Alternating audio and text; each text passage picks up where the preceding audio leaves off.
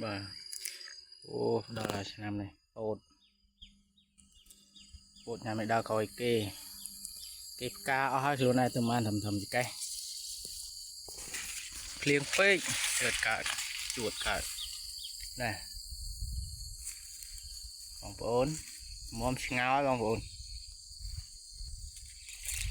chiết đấy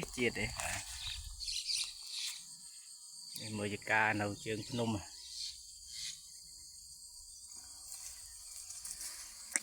thấy chưa ôi này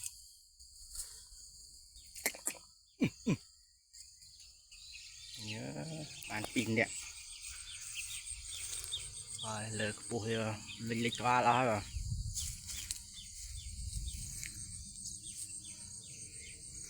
nét phần ăn này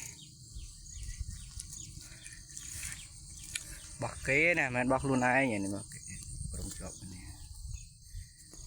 bọc luôn ai này này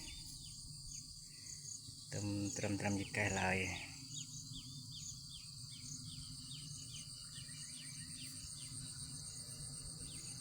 năm nay bạn đã crop rồi cái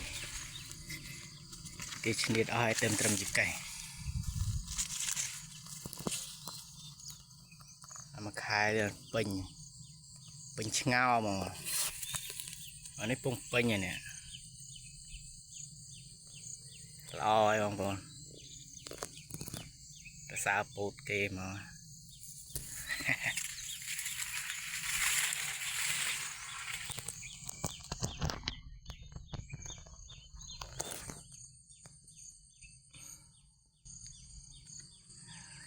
bứt đây bông con mình cắt to này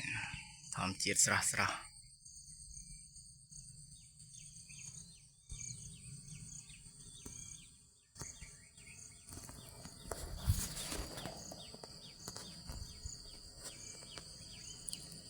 bọc luôn này tụi mình làm gì cây